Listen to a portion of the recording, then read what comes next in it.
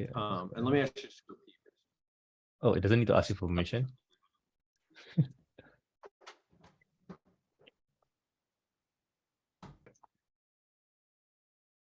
All right, you were going to say something about accomplice and constraints. Exactly. So, so Accomplice is an opinionated app, you know, as an intentionality app. I mean, partially it's being opinionated in trying to stake out what an intentionality app even is. Like even before I had that term, you know, it was sort of going in that direction. And, do you remember when you came up with the term? The term intentionality app, I mean, the Accomplice has had the word intention as like a core term for basically since the very beginning. Nice. Maybe even before the name Accomplice, actually. Like it goes back, you know, that far. But then the term intentionality app, I might have only come up with like in like January or February of this year. There's a conversation with Rob Hardy, Ungated Creative, where we talk about Accomplice's marketing and what Accomplice is. Yeah, we can put a link to that below. I've been making a list of things to. Yeah, because I'm always personally fascinated by these things because the precise context, the context in which you find the right name, it's so powerful. It can sometimes be more powerful than the thing itself, you know. So like the best thing about my first book, Friendly Ambitious Nerd, is the name. Like everything in it is like stuff I've said here and there, but like the name is just it's like it goes beyond itself. Like it tells you the book that it wants to be, and the book that I published is not the book that it wants to be. So it still wants to be more than what it is. And how that came about was I didn't even know what book I wanted to write, so I just asked my friends, hey, when you share my stuff, how do you tell people about it? And like the list of things people said, like broadly, the main categories were, Visa is very friendly on the internet, blah, blah, blah. Visa is very prolific. Visa is very nerdy. And I was just like listing out all the feedback that people gave. And then I'm like, okay, these are the things. Yeah. So that way, like, and part of the reason for that was I was thinking about how I wanted to be pigeonholed. Like, because, you know, people are going to introduce you as the author of the first book that you write. And I didn't want it to be like, so I could write about like ADHD or about marketing, but I didn't want to be introduced at parties or whatever. This guy wrote the ADHD. Like, yeah, I talk about that stuff, but I don't want to be defined by it. So, you know, like if you get defined as the intentionality person in some constraint, right? Like whether it's you're giving a talk somewhere, like you think backwards from what you don't mind being kind of represented by. I'm down. I like intentionality. So that actually, I think, you know, it's worth saying out loud because a lot of people would benefit from identifying what hill they want to die on, right? And it might not be the hill for the rest of your life, but like for the next 5 to 7 years, if you can pick some hill that you love enough and you feel strongly about, blah, blah, blah, then that's a good sign that, because that is the frame that you like. And you know, it's kind of recursive and meta because like there is intentionality baked into that, right? Like it's the intent of where do you intend to inhabit and like what's the context of the conversations you want to be having. And and that is so it's almost too on the nose that this is where this conversation has headed, because when I say headed and conversation, I mean like Accomplice heading there, and like this just given what you've talked about with like meta protocols and all those things, right? Because that is this is part of what's so fascinating about the whole intentionality puzzle, because it's possible to be sort of too top down intentional or something and not let the other little urges bubble up, right? Like you know, somebody who clicked on this video might have been expecting that by now, you know, 3-4 minutes into it, I might have said something about Accomplice's constraints, and I haven't, because you had a thing that you wanted to say first. And like that's been useful. I could have tried to interrupt you. You could have not tried to say it. That might have been, according to some definition, better. But like, it's all part of this flow. But like, the way that we even manage the intentionality of what we're talking about is a profound puzzle, and is part of the puzzle that I'm doing in my meta protocol work. And so it's like, in terms of being the intentionality guy, I'm like, that covers my whole work. Like productivity does not at all. That's awesome. That's such a powerful thing to be clear about. And I think there's something about like if you trust each other and you have some amount of competence, there is something like an invisible intention that we might not have articulated yet, but we want to get to. And right, and we're finding out what that is in the process. Like it's like the third. It's almost like the third guy in the room that's not here, right? It's like what's he trying to say, or she, or whatever. It's just what is the thing that wants to come out, right? Same in music, same in everything, right? There's always something that when you have two elements, there's some third element, there's some secret third thing that wants to come out. That's so cool. Totally. Okay, but now I want to hear about exactly.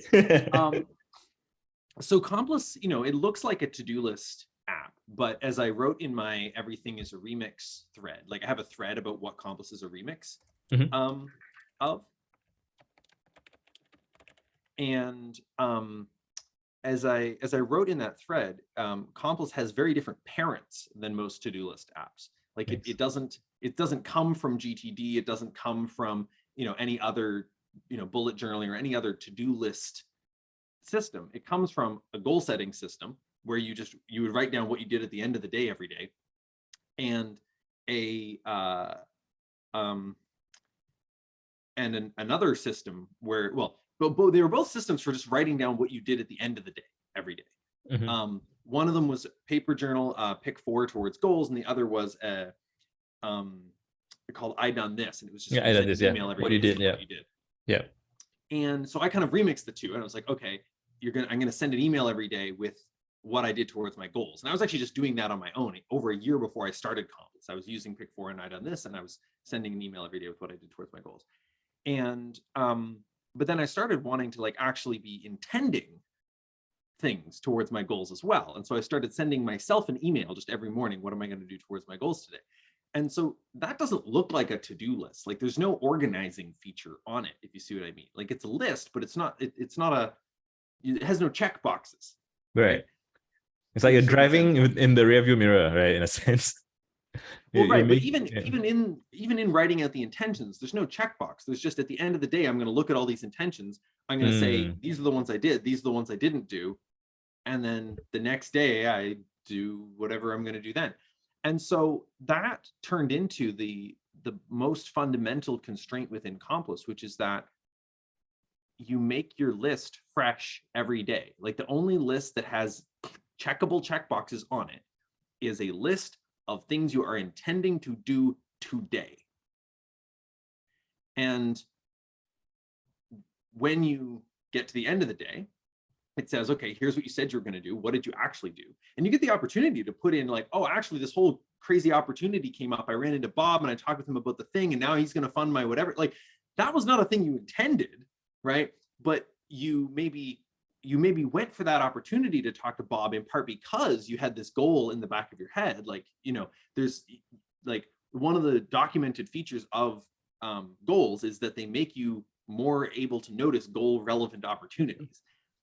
So having these like things that you're trying to achieve, it's like you're more likely to notice opportunities, and then you want to write down those too. It's like, oh, here's a thing that I did, towards this goal that I wasn't intending to do. So you do that, and then that's your like outcomes phase. And I don't quite like the phrase outcomes. I think I'd put decent odds on me actually renaming that really core piece of Complice within the next year. Just like as I think about it more, because outcomes is not quite the metaphor I want, but anyway, I want to think about that a little bit. But before that, I wanted to say goal relevant opportunities. Was that what you said? Goal relevant opportunity. That's a great phrase. And outcomes, there's something. There's definitely. It feels like, and I don't know what the answer is, but it feels like there's something. Just as intentionality is to productivity, there's something is to outcomes. It's not outcomes, but it's. And my instinct, which is biased by my style, right? So you don't take this too directly, but like so I'm thinking now, I have a Twitter thread that I do that for a period of time I was updating every month, where at the end of the month I would do one tweet summarizing that month. And so because the tweet's 280 characters, and you can only list like 5 or 6 things, and you can post 4 pictures. I was doing that every month for almost 2 years, I think. And then this year around July-ish, at some point I kind of fell off, and then like a few months went by, and I'm like, I'll get to it, and I just got back to a bit of it. But like when I'm not doing it, I feel decentered, disoriented, and it's like I don't have it's like I'm untethered from my narrative, sort of. And it's not entirely bad, but it's like I need to kind of have that thread of where my life has been. And I'm talking about this now on a month-to-month level, but also I've been meaning to do this on a like year to year and like all my life level. And that's a big project, I guess. But have you ever written a yearly review blog post? Yes, I have a bunch of those. So I do have I have like one on all my birthday is in June, so it's very nicely in the middle of the year. So I always do a review on my birthday, and I always do like end of the year, how the year has gone. Cool. I reference some of the common. There are like a bunch of people who have like lists of questions and stuff, right? I follow some of those. I improvise a little bit. I do a whole bunch of stuff, and yet I feel like while each of those things kind of exist, so they're very valuable data points to have. Like there's a continuity that I desire in my heart that I feel doesn't exist. I also have a blog a post on my website, which is like my username.com/pics. And it's like just a bunch of pictures from each year of my life. And again, it's not super well thought out or whatever, but there's something about the continuity there that I find reassuring. And I'm reminded of again, my first essay on my Substack. It's called We Were Voyagers, and it talks about Nietzsche's idea of historical sense. And this idea that people who feel grounded about who they are and where they are, there's something about the utility of, and there's a lot to get into. I think the title of something is like the uses and abuses of history, and this rhymes with what we're talking about with regards to like the chaos versus order of like you have goals. Do you flake on your goals or do you not? Do you be open? Do you whatever? It's like there's the same thing about your relationship with history. You can use it to kind of to feel, not say better about yourself, but like you can use it or you can abuse it. You can limit yourself with it, where like my parents are like that, therefore I'm like that, and that's like no, you don't have to be, versus like digging deep into the history and still feeling the vast open future. Yes, it's like yes, and the history then becomes fertile soil in which to grow the future. Like his history becomes resources. It's like, I hadn't even thought that I could leverage this thing that I understand because I had this background that other people don't understand in order to like mash that onto this other thing that I do. Now I've got this feels very related to exactly. And bringing all of this in relation to outcomes, right? So like story, history, I don't know if it's one of those words or if it's something adjacent to it. But there's a sense of you are building a history of some kind, right? And it's not, and again, you don't want to, like earlier you're saying, you don't want backlogs, you don't want, like that kind of, there's a way in which it weighs you down, right? But there's a way in which exactly, and Complex has a history, but it doesn't have a backlog. The history is a record of what you did and what you didn't do, but it's a history. And so it's like when you get to the end of this, this outcomes phase, you say, okay, this is what I did today, and you kind of like lock that in, and then it's like, all right, what are you going to do tomorrow? Shit. That's a wide open question again. Now, if you want to, it'll let you go grab the stuff you didn't do yesterday and say, yes, I actually want to do that today, in fact. But like you have to consciously go do that. That's I'm thinking, what makes it an intention, is because you are intending it, and you're only intending to do it today. You aren't intending to do it indefinitely. So if you don't do it today, then if you want to do it tomorrow, you got to intend again. Right. Because the intention gets let go of. You are now free again to do whatever you want. Now, the reality is you've got external situations, but the external situations are not your intentions. Yes. Anyone could at any moment decide to completely like run away and like fuck off from their life. Now, that's a very irresponsible thing to do if you've got a job or kids or a pet or a spouse or like, but you could do that.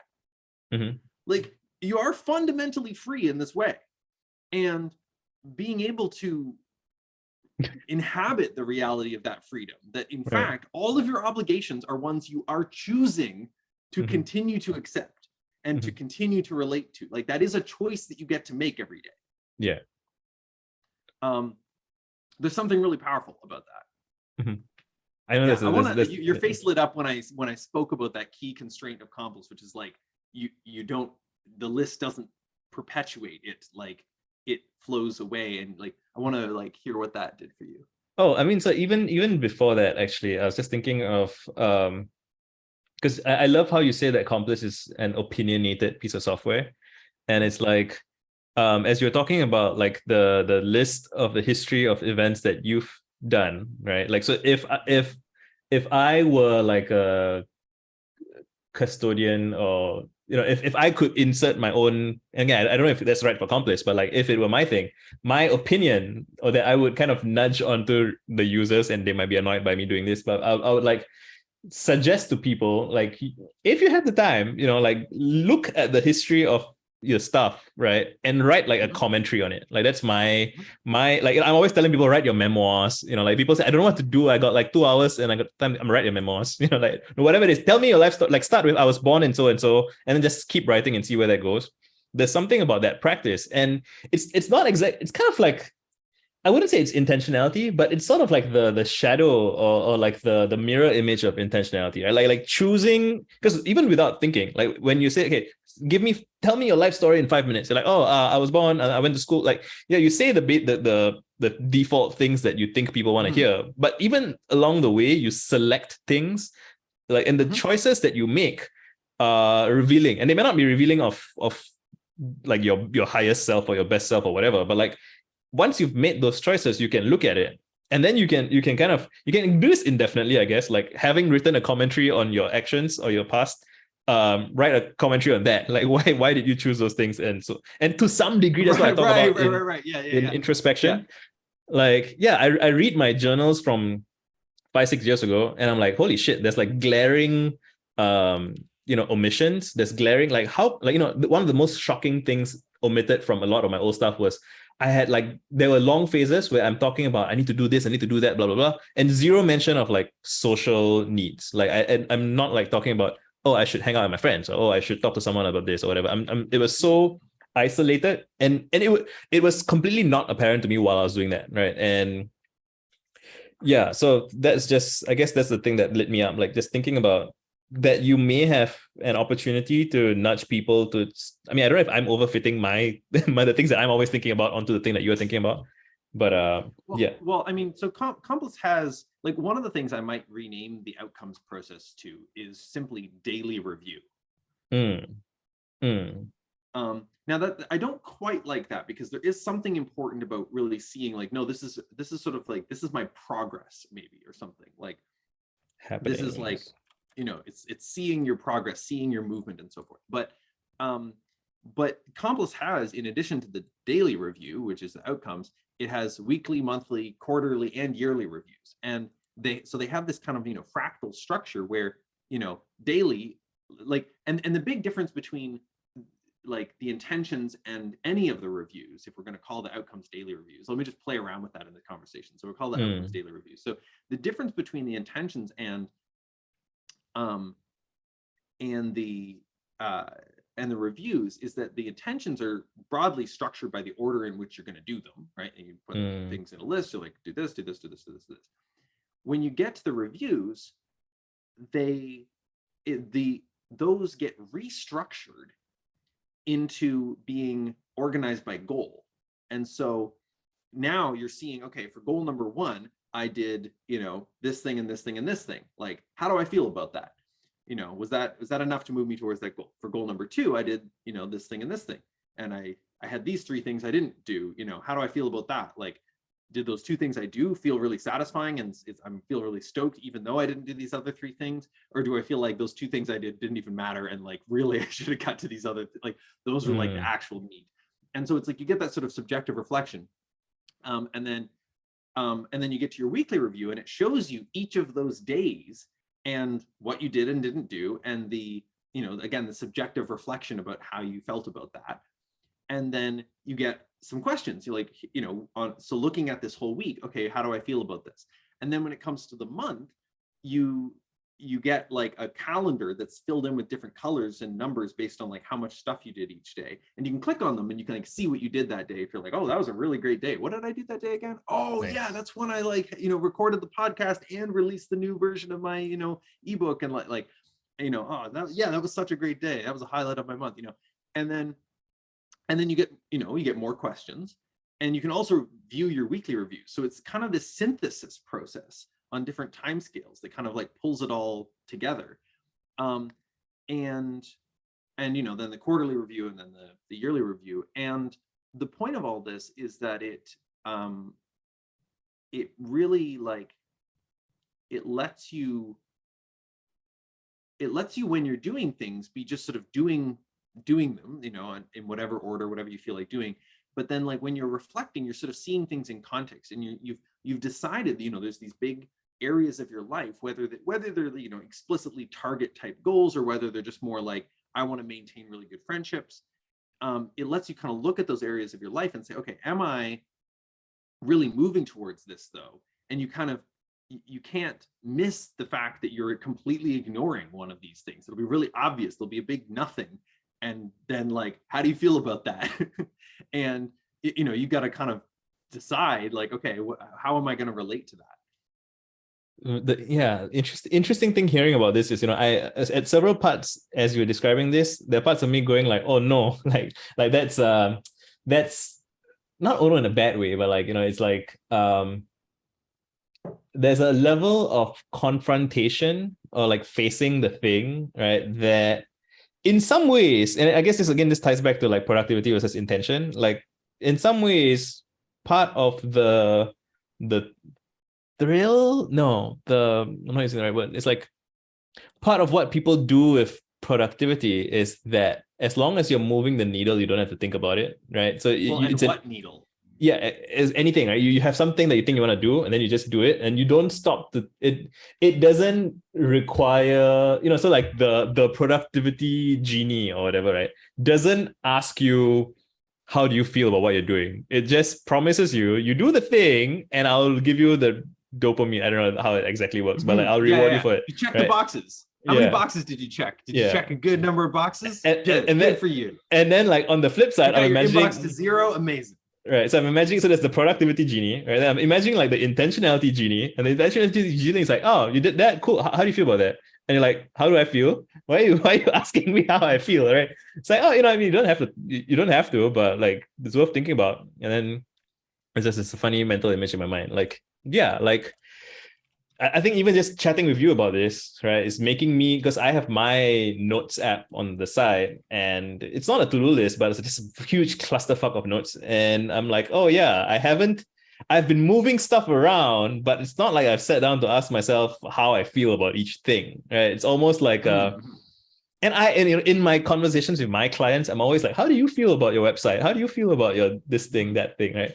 And it's funny that I routinely like lose this with myself until I talk to people. So I should talk to people more. But yeah, it is just it's funny to detect an emotional block resistance, like just to hearing you describe the process, and I'm like, oh my god, that's feelings. It's a lot of feelings, and it's good. I know that is the heart of, okay. So earlier in the previous part one, we were talking about, us mentioned like lighting fires versus filling buckets or whatever, and like the fire is emotion, right? It's like the heart, fire heart emoji. It's like to get to the state of, I mean, that's my feeling about feelings. Yeah. This is helping me think too about like the way that question currently defaults to just, is this enough? Yes, no. And that comes out of Pick 4. Like that's directly a remix out of Pick 4. But I was wanting to add more options, first of all, and I was also wanting to add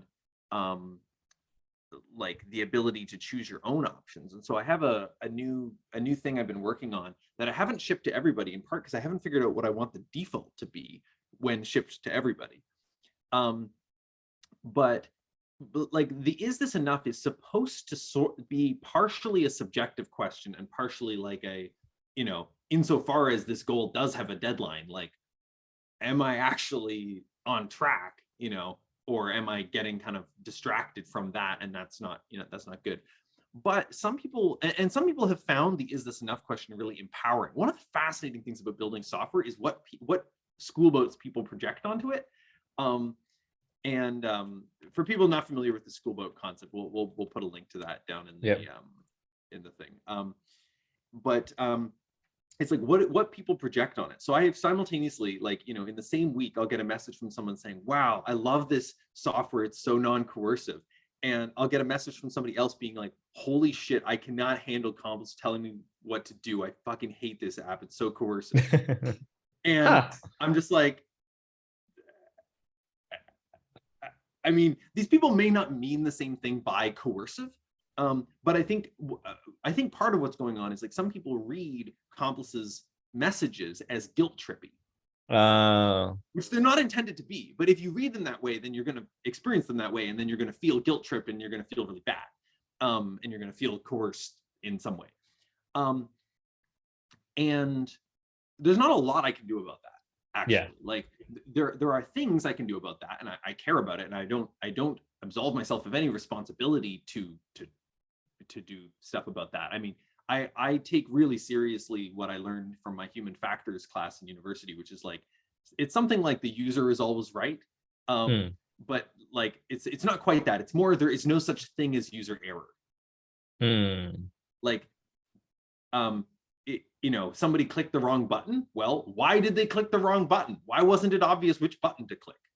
Right. Somebody clicked the wrong button just because their finger slipped. Oh, well, maybe the button should have been the buttons should have been bigger so that they couldn't have accidentally clicked that one. Or maybe it's not actually just that their finger slipped, it's also that the page loaded in a slightly weird way that caused them to there's all these, there was that thing back in the day, back when the Hawaii air missile alert went out. Like people made all these fake UIs that caused it to seem caused it to be loaded. Oh, no. No. Like cancel, or like, it's like test alert, real alert, and the person is or whatever, and the person is like, they click on alert because they think, or it's like they think it's test alert, real alert, and so they click on alert, but it's like, actually, oh no, that's the real alert, like anyway, blah blah blah blah blah. And like, obviously anything that involves alerting people to like disaster should have like a, are you sure? Right. Well, also but like but anyway, I mean, this is one of the things that makes building any workflow related app a totally different type of challenge than building a tool. Yes. That's interesting. Yeah. So like I had a coaching client who was a freelancer, and he's like, I want to build an app to help freelancers be more productive. And I'm like, okay, great. What do you have in mind? He's like, I was thinking, and he just like went on to describe something that would like babysit the freelancer and like help them sort out their workflow and all of that stuff. And I was like, okay, you could build that, but you are signing up for a world of challenge. Do you want to know what app has most helped freelance web developers? Stripe. Right. It's not because it helps them be more productive by like making them more productive. It helps them be more productive by being a really fucking powerful tool that they are unconflicted about using. Whereas if you build a workflow app, you are getting right up in the nitty-gritty of your users' internal conflicts, and you're going to have to deal with that. That's a great line. It's another, getting into, there's something there, right? Like, and this ties back to what I was thinking as well when I, all the way at the start, right? Like with the lighting fires thing, and the guy who tried it didn't work out for him, and I'm glad someone else ran that experiment, and I don't know what the reasons are why he failed, but I think it's related to what you're saying about, it sounds cool, but when you realize you're getting into the nitty-gritty of people's internal conflicts, like it's difficult to, it's harder than, like, on one level, solving payments is obviously extremely complex and difficult, but on the other hand, it's way, in a very narrow sense, it's way simpler, because it's like you have a payments problem and you're currently using payment solution X, and payment solution Y is better because of XYZ, and you're like, oh yeah, obviously, right? Whereas another way to put it is something like, if you're building a payments app, you have competitors, but your competitors are other companies. Right. If you're building a like it's other companies are trying to outwit you. Right. But your users are not trying to outwit you. Yes. If you're building an app that is intended to help people organize their behavior, I mean, I'm trying to just say this really abstractly, but suppose it's help people be more productive. If people were fully unconflicted about wanting to be more productive in the first place, then or wanting to do the kinds of like, then yeah, kind of all they would need was a notebook. yes, You know, right. all they would need was something, you know, some sort of app that just helps them keep track of stuff. It's funny to like connect the dots, because then you can almost say that, oh, deciding to work in workflow is volunteering to be resented in some sense. Like, you know, it's like there's some part of you that is signing. So I mean, say for if you sign up for like a military boot camp fitness thing or whatever, and along the way, like you signed up for it, and the coach is like, hey, you gotta do more push-ups, man. And then the person is like, fuck you, coach, right? And like the fuck, like, and that's a very, very narrow, specific constraint where the understanding is mutual, and it's very and you expand that out to like the bigger you expand it, the more the fuck you coach part goes from being a small mutually understood thing to being like oh wait, so do you actually not want to do this? Or, you know, I think it gets all right. And the thing is, you know, it's like I don't get a lot of fuck yous, but I do get people who, you know, they sign up for the app, they're like, this is amazing, I love it, I'm going to use it, and then a week later, a month later, a year later, it just sort of stops working. I think that was me at some, like in 2015 or something, when I was going, when I found it, because I was trying to solve it for myself, and I tried it, and I was like trying a bunch of stuff at the same time, and then I think I abandoned everything all at once, and then I'm just in my notes. And so it's like, you know, there are a lot of people who get very enthusiastic about it and then kind of stop using it. And, you know, this is true of lots of software, right? Like I've signed up for non-workflow related apps, like things that I think are going to solve my problem, but it turns out they're a bit too much work or something. You know, it turns out that like or they don't work as well as I hoped, or just various, you know, there's various things that can cause the initial kind of excitement to fade. But in some cases it is just that, like, you know, even though Complex doesn't let your lists get stale, your goals can still kind of get stale, right? Like, you know, in the same way that like those books that are all, you know, above your shelf that you mentioned in the first call, like, you know, those are all still good books. You'll probably read most of them at some point or whatever, but like they're not quite as relevant as they were before. And relevance feels like a really important feature here. Like I've been getting really into John Vervaeke's theories of like relevance realization and stuff like that. And I'm like, yeah, that's definitely relevant to intentionality as well, because it's like one of the really nice things of like what it means to say that a list is stale is that it's irrelevant. It has lost relevance with your day-to-day life. That's true. It's not that it's wrong. It's not that I mean, in some cases the tasks are maybe ones that you don't even want to do anymore, or that you can't even do because you don't even work for that company anymore, but you still have tasks from that on your list. Like you're done with that project, but there's still random. But like those things are sort of easy to just archive, right? It's just like, oh, those are completely, I guess completely irrelevant is what you could say. But when things are just kind of sort of not quite as relevant, it's sort of like it's hard to navigate that. But yeah, that's a good point. It's like it's like if everything if most of the things you look at are clearly irrelevant, that's easy to, you know, just like metaphorically just swipe left on all of it, right? But it's when the things it seems kind of irrelevant, then you're like, how do I prioritize? What do I choose? And then you're looking at this list, and these are all still actions you could take, but you've forgotten why, because you're no longer in the situation in which you generated all those intentions, right? You sort of like, you know, like you and I had a call in the spring or something where you were like 6 months ago, where you were like, here's some marketing suggestions, right? And we, you know, we talked through Complex's philosophy page and stuff, and you're like, these are great quotes, so you should like tweet out, you know, these like pithy phrases from the philosophy and stuff. And so I did a bit of that, you know, and we decided at that point that like I would also like start writing threads from the Complex account and just try to make the Complex account have sort of more surface area, like the Complex Twitter account. And so it's like, you know, I did a bunch of that. I made the homepage more kind of more snarky and opinionated a little bit, like instead of saying, you know, fresh focused actions, like the things now says like, have you tried throwing it out, right? Which is just like a lot punchier. And as far as I know, like, I mean, I haven't tested it super thoroughly, but there's no obvious improvement to the conversion of the homepage. And so it's like, okay, well, I feel glad that the homepage is punchier now. Like that feels like an improvement. But you know, it's sort of not necessarily moving that needle. And so it's like, I could go back to the notes that we took during that marketing call and dig up more things that I could yet do out of there.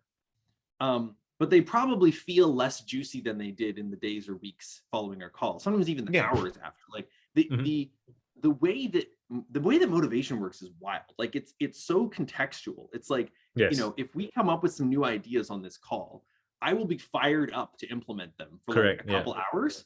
And then if I go do something else and I come back and they're on my list and they're literally just like they're on my intentions list from today, from earlier today, but I've gone and done something else and I come back and I look at that, I'm like, I was excited about that. Yeah. What was that again? You know, it's like, it's so easy to lose touch with the actual like juiciness of like why you're doing what you're doing. And that's one of the things that having the goals is supposed to help with. Like, you know, when you put an item into Complex, you can't just have a like dangling action.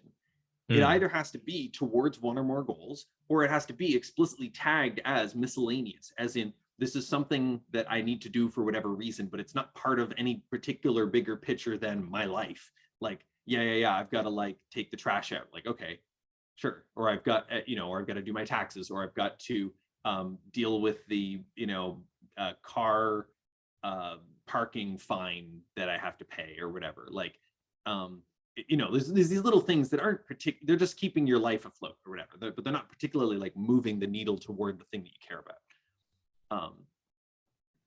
And so it's like you have to explicitly tag things when you put them in. So it's like if someone, you know, like someone recommends a book to you, you're like, oh yeah, that'd be a cool book to read. I should read that book. Why? And this, at least when you write it down, I mean, first of all, you're not just writing it down nebulously, I should read that book sometime ever. You're putting it down for today or not. But you also would be tagging it with like, oh yeah, I should read that book because it's related to my marketing goal, or I should read that book because it's related to my, you know, the book that I'm trying to write, which would help me with writing it, you know, like, so it kind of helps you see what the bigger picture is that what you're doing is kind of plugged into. Yeah. So I guess that's like maybe constraint number 2. Constraint number 1 is you can't put in things for the future. Constraint number 2 is when you didn't do something today, it doesn't go on the list for tomorrow. Constraint number 3 is you can only put in things with reference to what goal they're towards, or you have to explicitly say they're not goal oriented. And then maybe like constraint number 4. Oh, constraint number 4 is there's no edit button. I actually want to make one of those memes that's like the, you know, Arnold Schwarzenegger and the other guy, like the, you know, like Complex, Twitter, no edit button. Right.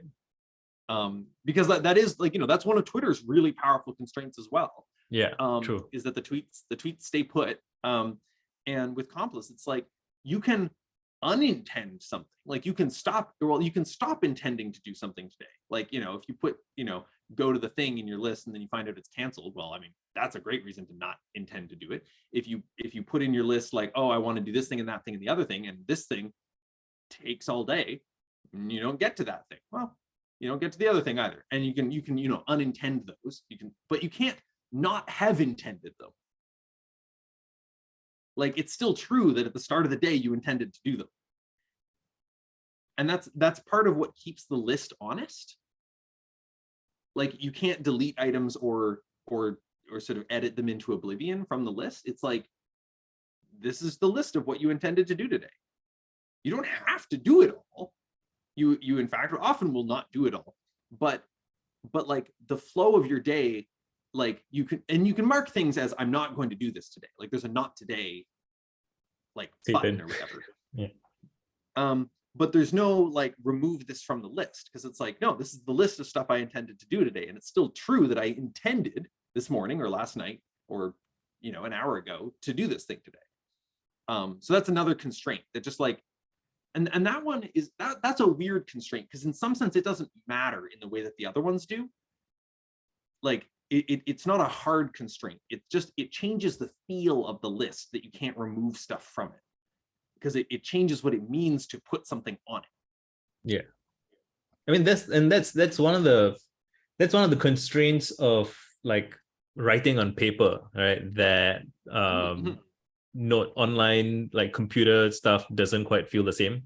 One of the many things that people say, it's like there is a finality to it. So like there are people I know, and I felt this myself, like when I want a journal, but I'm feeling really like tormented by the notes app empty, which hasn't happened in years, but like when I really feel a need to reset, like I sit down with a piece of paper and I start writing, because there's that finality of the thing that is done, and it's not like, oh, I can like backspace, or there's no backspace, right? There's no cursor, there's something about that. Yeah.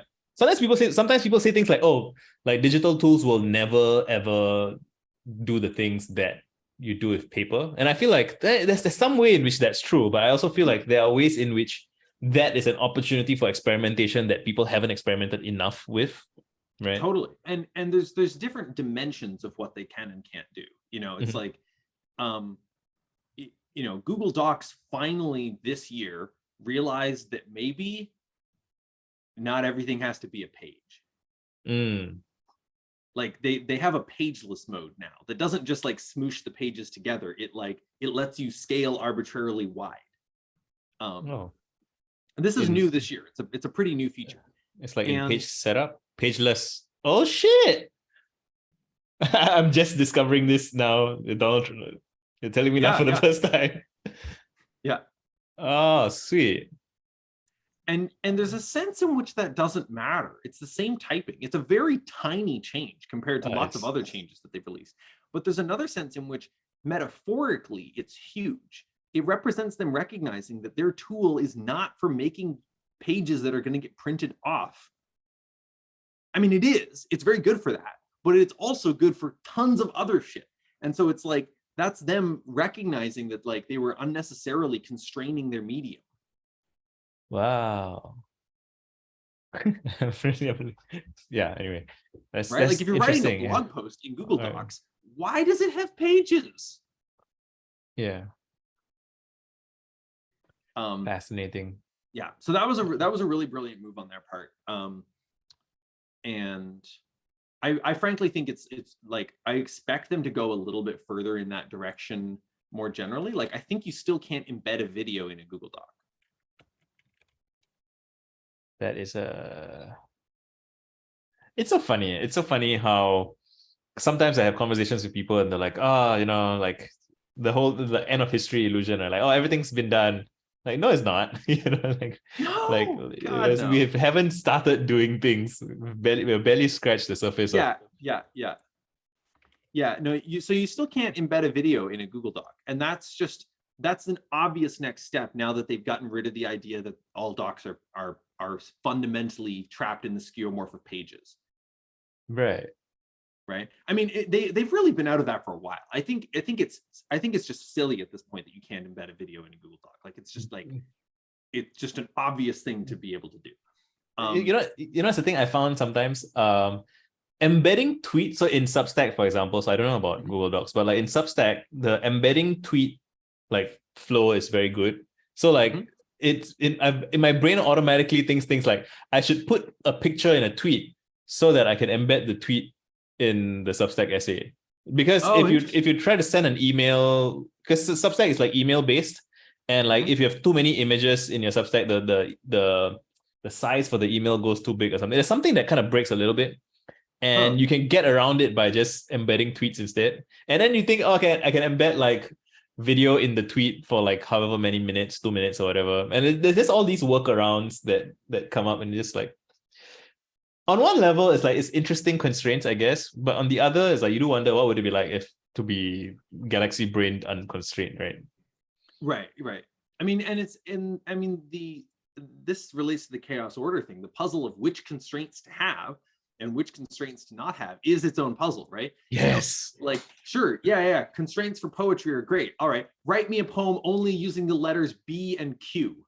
It's not going to be a good poem, right? Like, right. You know. Yeah. Yeah. One right? of my Were you gonna say something?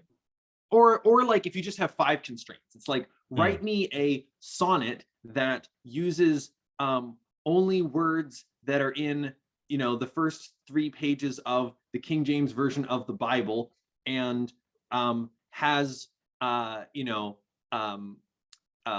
reference to an episode of Friends in each like 4-line stanza, and like it's just like you just load yourself to like, why am I even writing this sonnet at this point, right? Like it's like you could do it. It would be an interesting exercise, but it would it's sort of like you can get to the point though where the constraints, even though they aren't sort of theoretically incompatible, are like pragmatically like trying to satisfy them all is just like exhausting.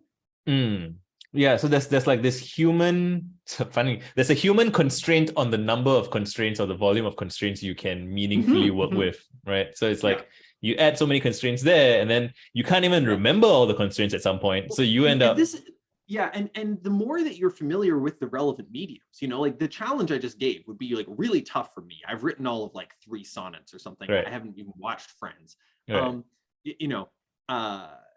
But for somebody who loves Friends, and who has written 100 sonnets, that's going to be a fun challenge with the 3 constraints I just named.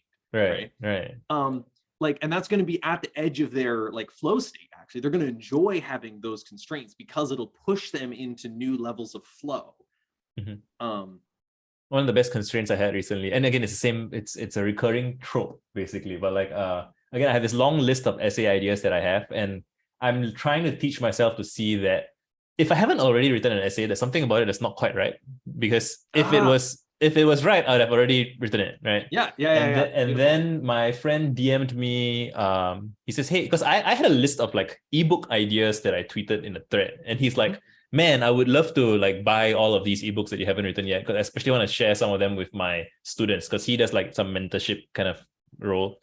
And I'm like, "Oh, like which ones?" I could totally write you an essay for your students. Like there's something about that constraint where a person making a specific request, and the annoying thing is I can't like simulate this into being. I can't be like, oh, there's someone out there who theoretically, even though like with very high confidence, someone theoretically would want it.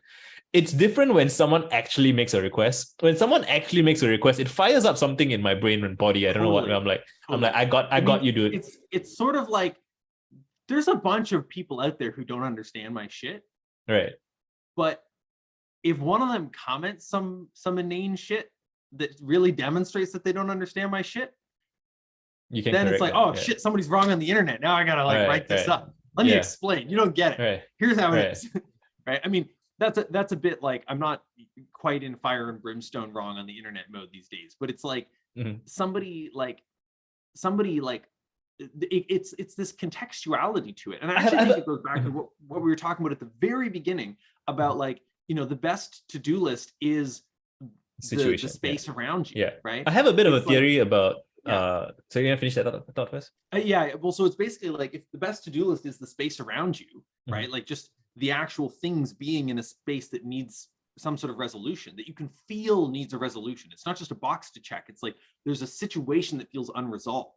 Right? It's like imagining a person, that's not a situation that's unresolved, really. Like it kind of is, but it's not like, it's not a real situation that you're in. It's like, or if it is, it's really loose. It's just, there are people out there. Whereas somebody actually being confused about something, and visibly confused, you can see them being confused. You're like, I would like to fix your confusion, sir. Right. And if somebody's like, hey, I really want this thing because I want to share it with these people, like that's a real situation that you can now be in. You can be motivated by the situation. Like you don't have to be motivated by having it on a list somewhere.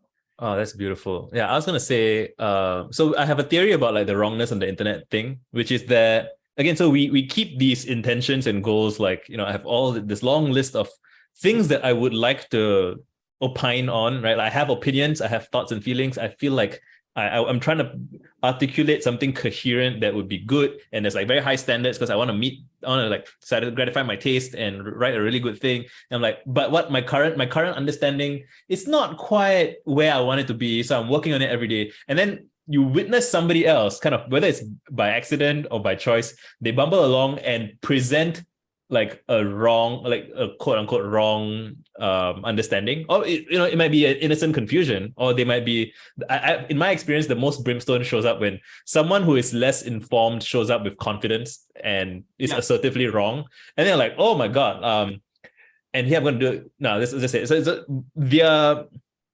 when you, and it's like what you're saying about tidying up the room, right? It's like I'm still at the frontier of what I'm trying to be correct about, but like this thing is so wrong, I can fix it like just by, you know, let me show you what you're wrong about, right? Like, and yeah, so it's like a person can perform, like, so they let you hijack the, you know, there's this great meme on Tumblr. Yeah.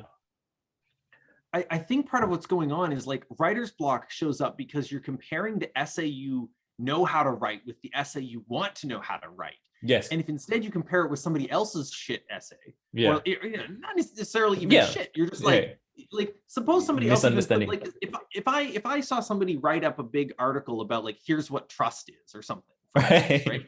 And they were like just kind of confused, right? It's like it's not even a bad article. Right. It's not even wrong, but it's just like, oh, I don't want people to think that's what all there is to thinking about trust. Or So you have like this advanced. I want to write something exactly just so that I'll have an alternative to point people at. Exactly.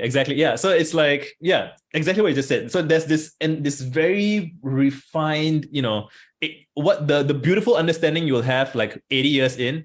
And the painter Hokusai who painted like the Great Wave of Kanagawa, and he was painting it. He was painting the same thing every year, right? And then he's like, at like 60, he's like, I'm an okay painter now, and like when I'm 100 it'll be magical, and when I'm 110 it will be like divine. Every stroke will be. He had that vision, you know? And I believe him when he said it. He died before that, but like I believe he meant it, that he could imagine that level of nuance. So he would have been like, it is instructive that he was making paintings along the way, right? But like they like, just imagine that he's working so hard to dream of a better thing, and then when someone just presents him with like this really shitty kind of like sloppy thing, and he's like, okay, this I can't do divine for you right now, but I can show you what's better than this, right? And then the Tumblr quote was like, I had an idea. Okay. We should tweet something like, stuck on an essay idea, give me the title of the essay and I'll write a stupid version so that you can write a better one. Yeah. Like I think that's actually like, oh shit, I haven't thought about this. Okay. Wait. Wrong on the internet.wordpress.com. And the way that it works is you submit a title or something to it, like a title of an essay. And somebody takes 10 minutes and writes up their actual best attempt, like not an intentionally stupid, but their actually best attempt to like be that essay. And then you get to look at that and be like, no, you don't, you're missing all the insights. That's so good. Just feed it into GPT-3. Yeah, I was gonna suggest that at first, but then I realized that, you know, so I think that would be useful. Like I had the first, when I realized that, people have been saying you should use GPT-3 to like try and improve your essays or whatever. I'm like, but if I asked GPT-3 to write what I have been wanting to write, it will annoy me. So it will annoy me enough that I would probably have ideas to correct. But there's something beautiful about the human to human relationship that you can create, right? Where someone volunteers to innocently attempt a thing, and then like you can, like, friendships can be born out of that. Like you attempt the thing and then someone else tries to do the thing. That's beautiful. And even if GPT, like the chat thing, I hadn't considered. I'm gonna tweet. I'm gonna tweet.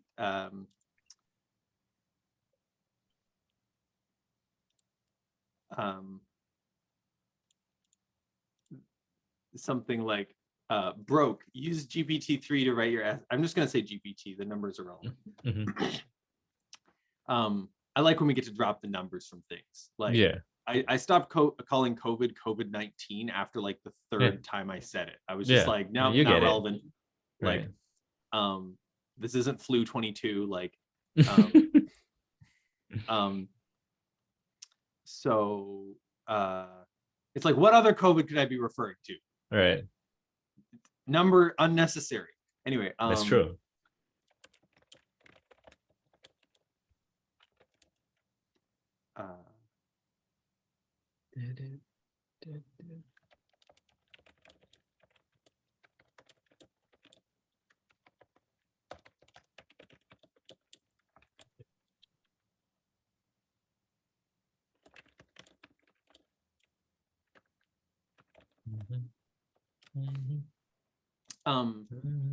Anyway, yeah, so I do think there's something about, yeah, it's like have somebody else actually write up their sincere version of the thing to really underscore the extent to which, like, even though your version isn't perfect, it is actually better and you should just publish it as is.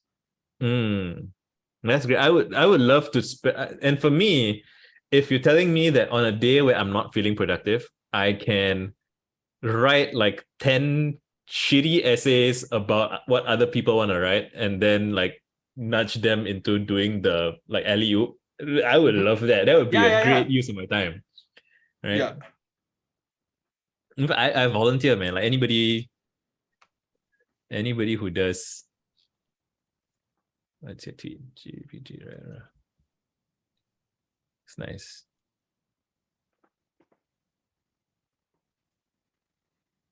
Yeah, chat. Can you just ask it to write an essay, right? An essay, like, is that, how long are the prompts typically on GPT? It can go pretty long, right? I mean, it goes pretty long, yeah. Right, and essay about the use of talismans. Talisman is an object that's believed to possess magical powers, used as means of protection, despite magical. Yeah, many of symbolic value. I mean, maybe you want to quote tweet my tweet and say, like, nah, it's important that it actually be a real person who's wrong on the internet or something. Yeah. And then say, like, stuck on an essay idea, tell me the title and I'll write, I'll sincerely write a bad, one tweet version or something. Or like,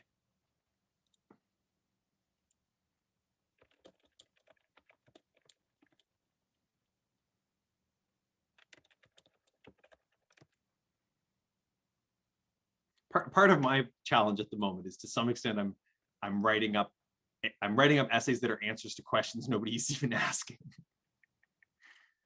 Always next level, Malcolm. Always next level. That's it. Yeah, that could be the next domino. And I mean, I'll workshop the tweet after. I don't know. Are you procrastinating? I think it's even more powerful when people are wrong on the internet. Are you procrastinating and say, tell us about it? Let's say us. Tell us about the enterprise, and maybe we'll write you a mini essay, best effort mini essay that you can dunk on. You can, yeah, sure, why not? Fuck it. Done. I do feel like I'm getting better at YOLO, like kind of fuck it, just just send the tweet, just send the. Actually, it's I don't know what happened to. I think we had a snippet of a conversation about this at some point, like how at new thresholds of followers, I feel like I have to relearn a bunch of things that I learned. Like, right, so like I remember going through growing pains at like 8,000 Twitter followers, where like I'm like, oh no, I don't feel like a little guy anymore. I feel like I have this thing, this audience, or this what, and I have to, and then I felt like I learned a bunch of stuff, and then when it grew to like, I don't know, 20 something K, I feel like I have to relearn all of those things all over again. But it's like I guess it's like driving at faster speed, maybe, or it's like something, this feels more intense. I'm like, oh, okay, I gotta. You're up to almost 50K now. Yeah, boy. It's funny. I used to keep track of like, ooh, when am I gonna maybe overtake Venkat VGR? Because he was the person that I kind of came to Twitter to hang out around. I mean, I had a Twitter account, but like I began my posting career, quote unquote, around his replies. And then now he's still ahead of me, but he just kind of like locked his account and he's like, I'm not feeling the vibes these days. So I'm probably not going to post on Twitter anymore. And I'm like, like it's so it's like bittersweet that I'm probably gonna overtake him. I haven't yet, but like, like the trajectories you can see, like now that he's private, like he's gonna like go there. So I'm gonna overtake him eventually. But it won't be because like I did something amazing or whatever. Like it's just he like, and it validates my. It's a very boring, not boring. It's a, this is very straightforward. Like, why do, like, if there's a 1,000-year-old business that failed, like, why did it fail? Oh, they ran out of money. Like the Japanese construction business, it's like 1,000 years old. And it's like, oh, what dramatic reason did that age-old business? They just ran, they had no customers left. Like, just, like, the same reason every business fails. Everything dies in the same kind of, it just kind of, he stopped. Okay. Like, like, no, I mean, I guess that's not true. Like some businesses fail because they like have some crazy scandal or something. Yeah, I guess it's like a dramatic death or it's a peaceful death, sort of. Yeah. Right? Like so like with the Kanye and Taylor Swift feud for many years, people are like Taylor's better, Kanye is better, Taylor's better, Kanye is better. And then when Kanye did a death event, I mean, we don't, time will tell, but like his whole, after the latest thing with the Nazi stuff and all that, like his own subreddit's imploding, and they're like, this is now a Taylor Swift. We can't support this guy anymore. So it's like, oh, Taylor Swift won the Taylor versus Kanye thing. Like, did she do something amazing? Like, no, Kanye just self-imploded. Right? Well, like that's the lesson of survivorship bias. Yeah, it's like don't die, don't say stuff that will get you truly. Yeah, so just really just, but at the same time, it's like you can then get into like their respective the psychology, because managing your psychology is key to like for like in a creative sort of, what makes you want to wake up tomorrow and play again and like be sensible-ish, or how are you going to make sure you write your next album or write your next book or write your next whatever and still enjoy yourself. Like, so some people's theory is that, so there is like, again, none of us are like, you don't diagnose people over the internet and stuff, but like some amount of it is mental. I mean, I don't know. What do you think? Like so the some interpretations are like, he's going through a lot, and not to justify or explain away any of the behavior. For Kanye? Yeah. And it's like, I mean, it's just kind of zooming all the way and not so much like wanting to predict their behavior or assess what's going on. But like lessons I don't have a lot of data about what he's up to. Like I saw these like tiny clips of the of this interview where he has a weird, like he has a balaclava on or something. He's like got a bag on his head. I don't know what's going on. He's wearing a morph suit anyway.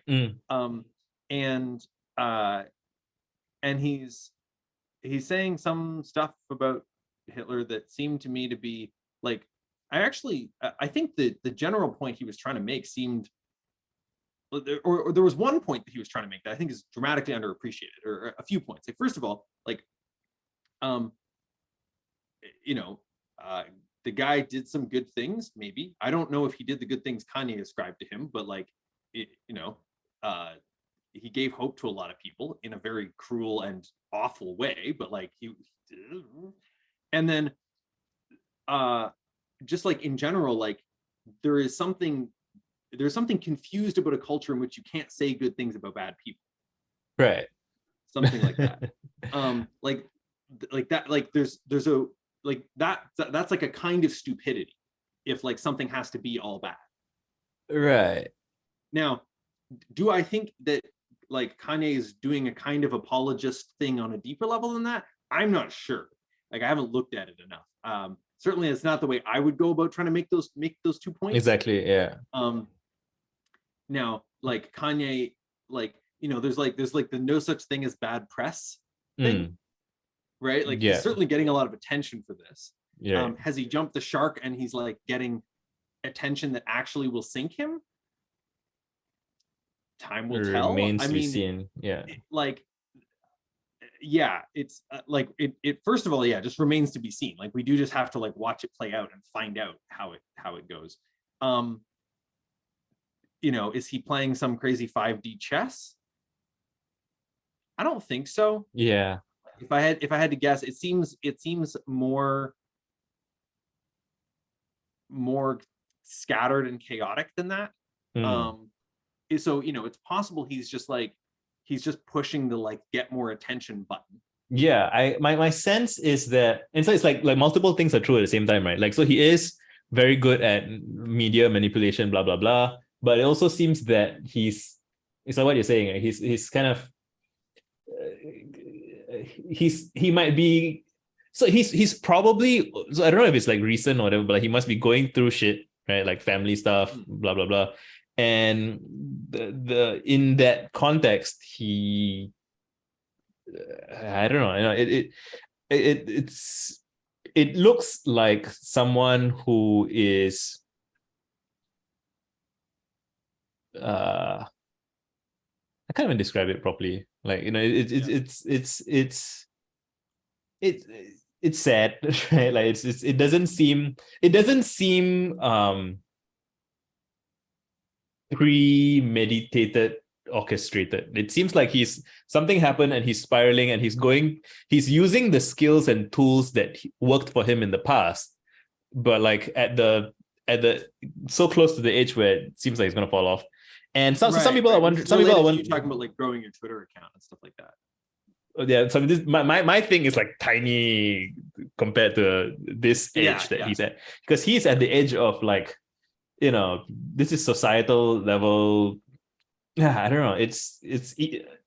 I mean, at some level, people could be like, oh, you know, like even us having this conversation in the middle of talking about to-do list apps and all these things, but somehow we ended up here. I mean, but I think he won in that sense, right? And so there is a worldview from which, if he self-immolates and, you know, gets like what are the worst case outcomes, right? Getting institutionalized, getting for him personally, right? Some people say like it's self-harm to the point where he might maybe unalive himself, right? And yet there's a worldview in which he could do all of those things and so have lost or failed very profoundly in some commonplace sense. And yet, like, if you think about in the world of symbols, where like Kurt Cobain and Jimi Hendrix, they died and they are eternal in the world of symbol. Like, this as a case study, this is gonna, you know, the Will Smith slapping Chris Rock seemed like a big deal at the start of the year, right? Like that was like, oh, this is gonna be the 2022. What happened in celebrity world? Oh, Will Smith slapped Chris Rock. Nothing's gonna top that. And Kanye was like, hold my beer. Whether he wanted that or as a confluence of things, that's what happened. I don't know. But you know, so I would, if I were talking to someone who is like a younger artist who relates to Kanye maybe or whatever, and I would say try to, and this is my bias, I guess, but like this seems like the bias to sensible, ordinary life people, right? Which is like try to manage your psychology in a way that keeps your options somewhat open. Yeah, I don't know, but like, yeah, it's just we'll see. I'm kind of, as we're talking about this like the past couple of minutes, I'm like, why are we even talking about, like, this conversation has gone to a place that let's somehow tie it all together, right? I don't know how, but like I guess I feel like, so, you know, it makes me, and so I was describing that intentional. Is he achieving his goals? Yeah, I was gonna say I was brings me back into relation, because I have a tweet somewhere which is like, Kanye and Taylor are both incredible artists at what they do. And it's funny that they like butted heads at the Grammys all those years ago, because they're kind of from very different worlds, right? So Taylor's this, and yet you can appreciate the artistry of each of them and their relationships with their audiences and all of those things. But like, you know, I think Taylor is much more, I don't know if I would say she's much more intentional. I mean, they are, so again, like up until recently, yeah, right. So her network of intents are much easier to read, right? Like she telegraphs her intent. Like you can project out the next 50 years of Taylor's career, assuming she wants to play that long. Like she's gonna continue doing stadium tours. She's gonna be like Johnny Mitchell / big, like, you know, she's gonna continue that. Whereas with her writing style will change, you know, as she is like writing from the perspective of someone being older rather than younger. You know, it's like when Leonard Cohen died at 89 or whatever he was, I wrote something on Facebook at the time, because that's what I was mostly on. It was like, why did Leonard Cohen have to die so young? Right? Which was trying to point at something like, you know, like he could have written, like done so much more art. But then I went and actually listened to his last album, which was maybe released posthumously. I'm not sure I'm not sure if it would actually be released. I went and listened to his last album. He was done. It was a last album. Oh, right. You're saying it's a closing album. Yeah, like the feeling I had listening to it was, this guy's done. Like, and you know, I can't say that for sure, but like that was the impression I got. It felt like, you know, if he had lived 5 more years, I'm sure he would have made more music. It's not like he must have known, like he must have known, right? Like that is approaching. But also that, right? It's like, yeah. And so I somehow had a feeling of like, you know, not that I was super regretting Leonard Cohen's death in the first place. I mean, mortality, to change mortality would have been a pretty weird request to make of God in that moment. But like, or of science, or of anything.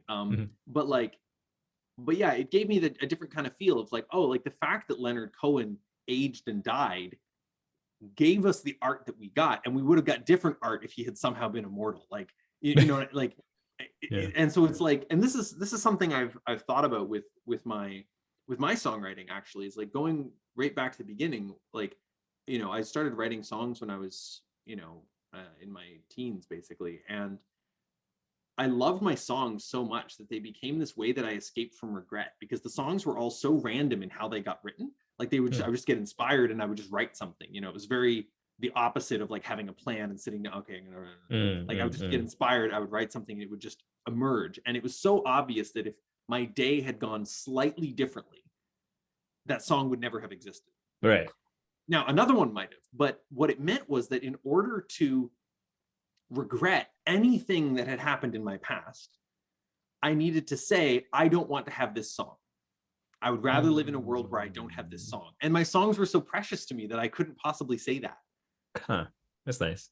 I mean, it allowed me to kind of transcend regret, because it was so clear that like my songs were all building, like my songs were all building on my entire life of experience, even if not like directly. I mean, in some cases it was very obvious why I had come to write the song based on what had happened. But in other cases, it was just like, well, if anything had happened differently in the past, I would have woken up in a slightly different mood today, and then I would have not sung this thing right now. Like, and that's part of the puzzle with, like, you know, in being goal directed or intentional. It's like you do get that confrontation. You're confronted with the difference between the reality of what you want to do and the reality of what is. And you know, if you didn't do things you set out to do, then you're confronted with, you know, the reality of that. And yeah, and so it's like, it's easy from that space to go into regret or guilt or a feeling of, oh, I should have done something differently, even though ultimately all the futures that you could possibly want to get to have in their past everything that's already happened.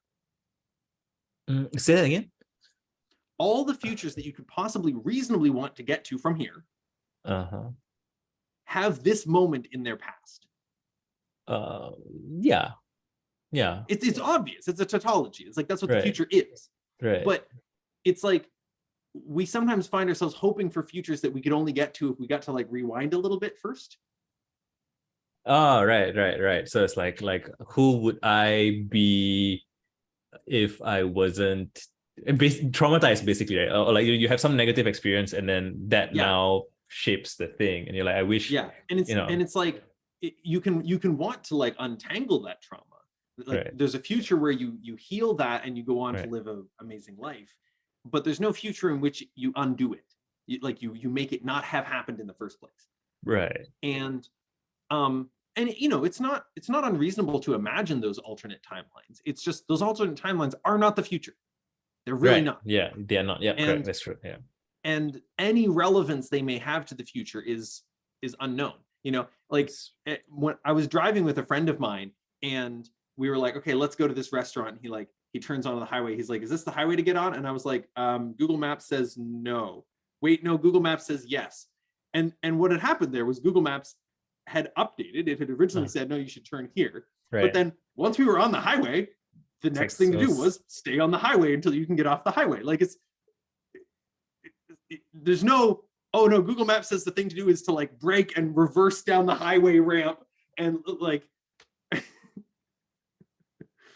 you know, there's like, well, this is the direction we're going, and we've got to go in it until we can find another direction. Like, yeah. Anyway, I mean, this is me sort of remixing my my blog post on transcending regret. Yeah, it's funny. I have a thing that's like, I mean, this is like, it skips like 2 levels, I think, but like, you know, sometimes I find myself feeling things like regret, or the contours of regret, or something like when I'm not thinking about it, or when I'm just kind of like just default state-ish. But like in conversation with people, I very quickly, and again, I guess it's like having a friend over. Like I very quickly, like I straighten out my shit, right? And like I process the regret, and in like, so it's not like I'm putting on a face that is forced. I'm not pretending to smile when I'm not smiling, but like just wanting to interface with someone else and be of service, or be present. Like something about that process makes me resolve. So I mean, it's strange to say resolve my regrets for a conversation. It's not exactly that, but it's like, there's something of the thing. It's like getting serious about playing, or getting serious about like, so like what you're saying about the futures and stuff, right? Like when I'm by myself, I guess I like to wallow somewhat, or I like to just, you know, just be a little gremlin.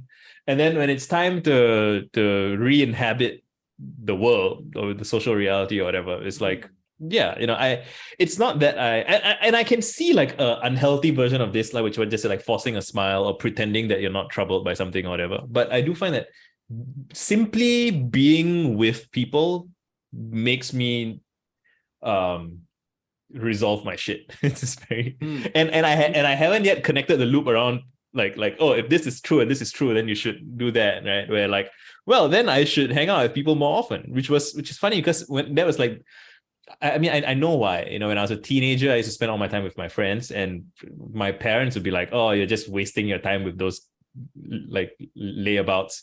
And the thing is, I didn't disagree with my parents entirely. I'm like, oh yeah, we are sitting around smoking cigarettes, and after the first couple of weeks, we're not even having interesting conversations anymore. We're just sitting here.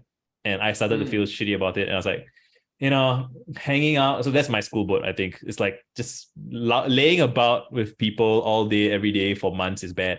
Therefore, don't waste time socialize, like, which is so like, it's like, sometimes when I say this to people, they're like, but you wrote friendly ambitious nerd, you're talking about friendship all the time. I'm like, yeah, I'm trying to persuade myself, you know, of the thing that I know to be true, but like, you know, so I've had that conversation with a few people. Like, you can't just persuade yourself, you need to also like bring that school boat into reality and be like, exactly, okay, yeah, what's going on here? Am I being a layabout?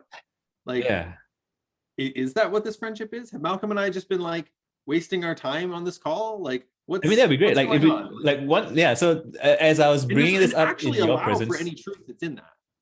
Yeah, and as I was bringing that up with you, I realized that the conversation that I usually have with people, I think, doesn't go all the way in resolving the thing, right? And again, because if it did, it would be resolved, and I wouldn't be continuing to recreate that, right? So that's so it's somehow what you just said, pushing away something that's. It's like even in your school board post, you said there's the like immediate relief thing where you're like, am I crazy? No, I'm not crazy. Oh, okay, it's fine.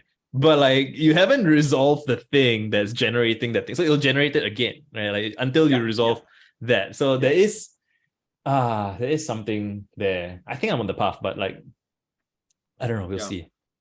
Yeah. In the meantime, you can hang out in the Accomplice co-working groups. Right, that's true. Like, that is true. With people and doing stuff. That is true. Yeah, I would. A part of me would like to do that more. Another part of me must be resisting it for some reason. I will figure out what that is. Oh yeah, I guess the one thing I don't know if one of the intentions that I had set for myself in discussing this with you that I'm not sure I've brought up. I mean, I mentioned it in passing. I think is like how I feel when I look at my shit. My notes, so I have this, and I want to write blog posts about it or whatever. It's like, I have a tweet that's like, thinking is easy, information architecture is hard, which is like, and I have so many tweets, so many blog posts, essays, drafts, like whatever. 50,000 words of unpublished shit, man. Like I'm feeling you. Same. It's the volume of everything is like, and even my wife has seen like some of my drafts and stuff here and there, but like we've had interesting conversations where she realizes that the depth of which, so like I will space out sometimes, like I'm sitting somewhere and I'm just, and what's going on is I'm just inhabiting my mind palace, which is like some of it is stuff that's in my notes, some of it is interstitial stuff between notes that I'm writing in my head. It's a very inefficient process, I think. But like so I have one screen which is like my notes app. There's like 1,075 notes, and I've like broken it into folders. And the thing is, sometimes when I hear people talk about this, there is like this 101 creativity advice for people who are just starting out, or on their creative journeys of writing their first few essays or taking their first few notes. And it's like, oh, one of the failure modes of when you're starting out, it's like, oh, you're bookmarking everything and you're like putting everything in your notes app, and like, what is it all for? It's all like, are you fooling yourself into like doing some busy work to feel like you're being productive? I don't think I've ever really had that problem, like, because every note that I take, I do have a vision for what that is going to be a part of eventually. But like, these things are so large, and there's a bunch of project management I want to do that I haven't been able to do by myself yet. Maybe I'm doing it wrong. Maybe I need to talk to somebody about it. But like, the thing I'm trying to do is very, very big. It's like, so like Balzac wrote like 90 something novels, and he intended to write 100 and something novels to describe all of society. He called it like a panoramic portrait of society. Ooh. And that's like over 1 million words, I think. And the scale and scope of that project is very hard to explain to people who have never considered doing a very big thing over a very long period of time, right? I'm not doing it as a escapism away from something. I just want to do a very, very big thing, and it's bigger than what I can do currently. I'm willing to take my time with it, but in the meantime, looking at my notes, it's like the frustrating thing, and it's kind of similar to the frustrating thing about writing a book. So like writing a blog post, you write a blog post, you can scan the blog post and you can get a sense of how things relate to each other and stuff like that. But when you're writing a book, and I actually talked to your sister about this, it's funny, she has a blog post about it, about you can't keep all of a book in your head at once. You can't scroll through all of it at once, right? So you have to have like chapters, and you have to know how the chapters relate to each other, but you can't be like, you gotta kind of chunk certain parts and like, it's necessary. You can't cheat that. Like there's a bandwidth constraint of the human brain, of human attention span. Like just the amount of time it takes you to like, oh, what did I say in chapter 2? And then you got to scroll back, and then you're like, and then you start. So it's like, it almost gets to the point where it's like running a large organization, and you just can't have meetings with every single person anymore. Like once you have 100+ employees, like you have to delegate, and you have to have faith. Different types of relationships. Exactly. And it's just, I mean, I don't even know if I know you've been blogging for a long time. So I think anybody who has a lot of blog posts, you kind of get it. It's like, not only do you have a lot of blog posts, there are like the immaterial blog posts that could exist adjacent to each of your blog posts, right? Like each blog post has a network around it. Well, this is part of why having a quote unquote Roam blog has somewhat unsticked my that helps a little bit. But it's even there, like I one thing I'm sort of nebulously intending to do at some point is sort of spend the entire day just hanging out in my Roam blog. And because I've noticed, I've sometimes done that for like a period of a couple hours or whatever, and I notice I click on a topic and I'm like, well, this page is currently blank. What if I just wrote like a 2-paragraph introduction to this topic, so that if anybody clicked on it, they'd at least have 2 paragraphs on it. And then while I'm writing that, I'm like, oh yeah, this relates to this other topic. Wait, there isn't even a page for this yet. Well, let me go write it. Like, and so it kind of, I'm like wandering around the tree, the map, the graph, just like filling in spaces. And then the writing process feels like cleaning my room. Yes. Right. In the way that we talked about, it's like I can see the empty spaces, and I want to fill them in, and there's space to fill them in, because I don't have to like write the definitive published piece on this topic. I can just have a space where there's something that's better than nothing on the topic. Yes. Because I think that's the thing that's really been slowing me down a bit, is like, feeling like I'm not ready to write a definitive piece on something, and my blog posts feel kind of definitive. Like they feel like, okay, here's the regret post, right? And it's like I want more ways out of that. And Google Docs have also definitely been one of them, because they feel more ephemeral. They feel more work in progress. The fact that the very UI in which I look at them is the edit UI. I mean, this is true of Roam as well, right? Whereas with my blog, it's like there's a difference between where I write it and bam, now it's published. Right? Oh man! And so it's like, yeah, there's something I'm wanting there. I wish. So I'm getting a bit tired and sleepy. I can still keep going, but I wish somehow I had the clarity of mind to start with this, because this is the thing that I feel like if we could refresh and we both just woke up in the morning, and I bet we could spend the whole day talking about this, because there's so much to get into on every dimension and every angle, about from something's better than nothing to what is definitive mean, right? And man.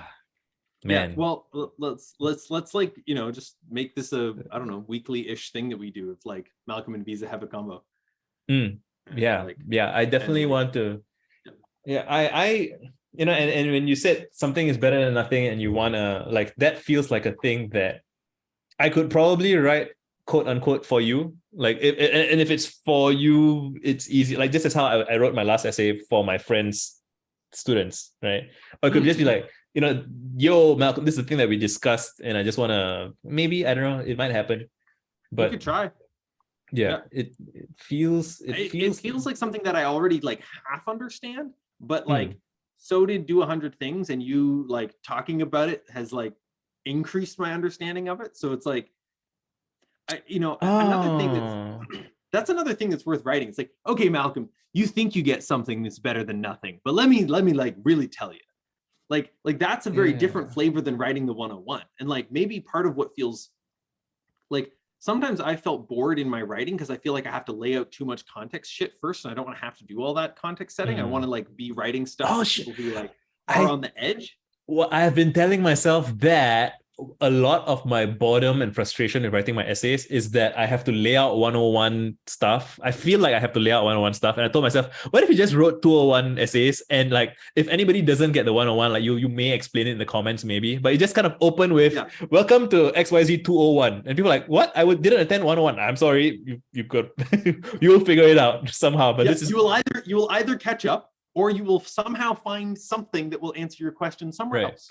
Or you'll bounce, and that's fine, because if I'm bored repeating 101 100 times and I haven't gotten to 201 yet, like, again, like, managing your psychology is the most important thing. So like, and this is the other thing where, like, another thing to do is just like find an old thread that is functionally blah blah blah 101, and then just link that at the top. Here's 201. If you're looking for 101, I don't know, try this thread.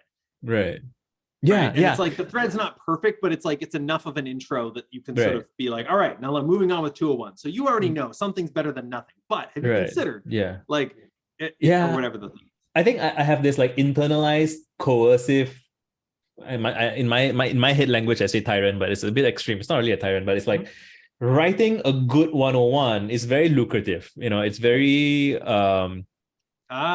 yes, because like I have like, for a bunch of the things I've talked about all the time, like Reply Game, even Do 100 Things, like I have things that I point to people as 101s, but they're not that good. They were like passing threads or whatever, and like I'm like, if I wrote a good post about the 101 of good Reply Game, that would be very useful to people, useful to me. It would sell more books, all these good things. But there's the one small problem of I don't fucking want to do it, not right now. And maybe there's some context in which I can be kind of like tricked into doing it, sort of like challenged into doing it. This feels a little bit like, have you seen The Curve? I think it might come from Sarah doing thing, right? Like the write it now versus it's too late. So that's part of the issue. It's like, what you should do, I think, is have on your site, on your Twitter, like you've got like a help me thing on your site, right? Yes. What you should do is you should have crowdsourced 101 versions of your talking points. And just make a Google Doc that is like good Reply Game by Visa crowdsourced 101, or good Reply Game 101 by Visa and Crowd. That's so good. That's like that's almost like a smarter version of using a GPT, where instead of using the thing, is using your friends who try to speak in your voice.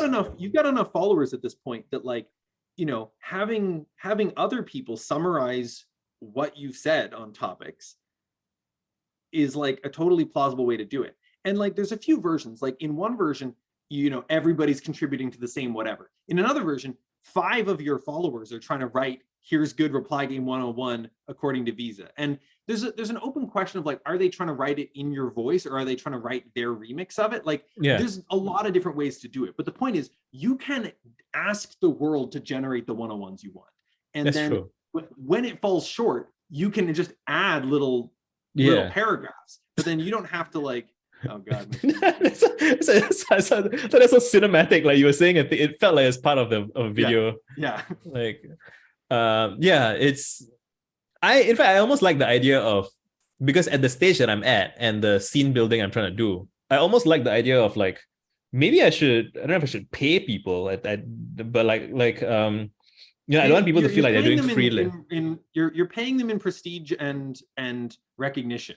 Yeah, I would like to almost... Like that's actually the right currency for this. You don't want the people who want to be paid in money for it. Exactly. Yeah, that's the thing, right? And I would love to honor the work by like citing it. You know, like it's almost like if I've done my job well of talking about Good Reply Game and all the other things, then somebody should be able to write a post that's theirs. You know, it's not so much. So they might be like, I got this idea from Visa or whatever, and here's what Good Reply Game is about, and it's good enough that I can just use it, right? And it's cooler than if I wrote the whole thing. Yeah. That feels about right for now. Yeah. I'll probably find some flaw with it tomorrow. But every idea sounds amazing. Try version 1 of it. Just like find the flaw by trying it and seeing what happens. You know, that is true. Find the flaw. Yeah, do it wrong on purpose, right? And we'll see.